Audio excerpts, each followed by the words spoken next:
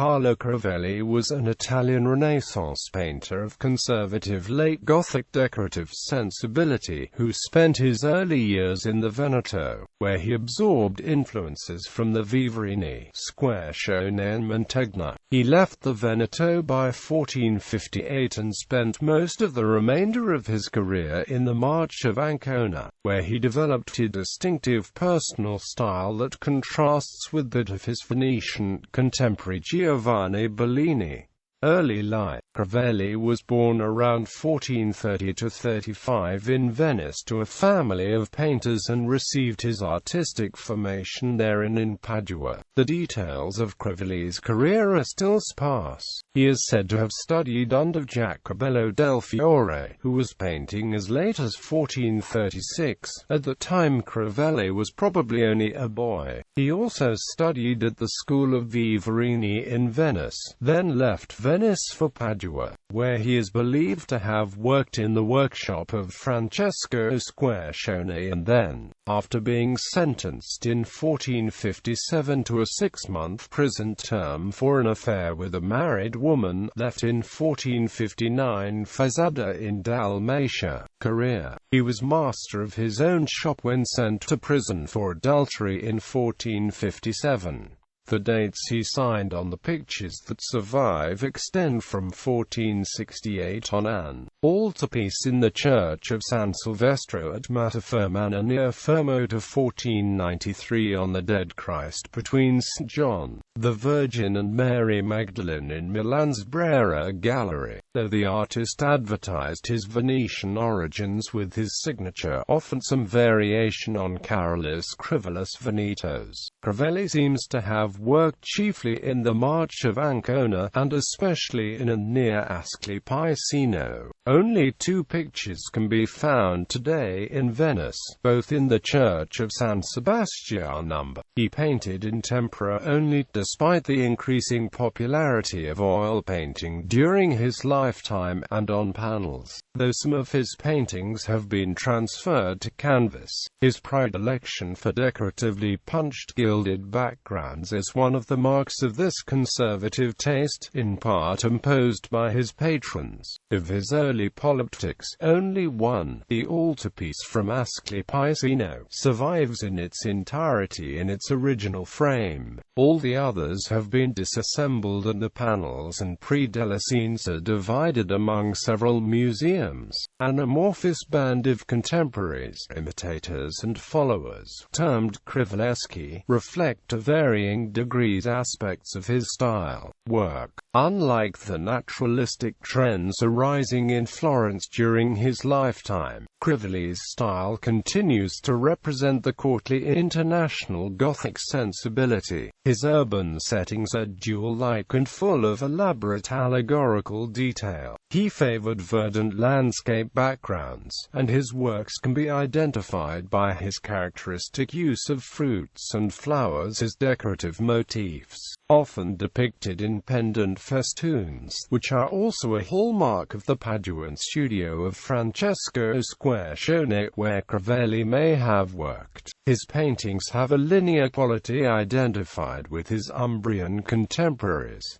Crivelli is a painter of marked individuality. Unlike Giovanni Bellini, his contemporary, his works are not soft but clear and definite in contour with marked attention to detail. His use of trompe-l'œil, often compared with that found in the works of Northern Renaissance painters like Roger van der Weyden, includes raised objects, such as jewels and armor modeled in gesso on the panel. Commissioned by the Franciscans and Dominicans of Ascoli, Crivelli's work is exclusively religious in nature. His paintings consist largely of Madonna and child images, Pietà, and the altarpieces known as polyptychs that were increasingly unfashionable. often filled with images of suffering, such as gaping wounds in Christ's hands and side and the mouths of mourners twisted in agony. Crivelli's work fulfills the spiritual needs of his patrons. These ultra-realistic, sometimes disturbing qualities have often led critics to label Crivelli's paintings grotesque. Much like his fellow northern Italian painter Cosimo Tura, his work attracted numerous prestigious commissions and must have appealed to the taste of his patrons. Carlo Crivelli died in the Marche around 1495.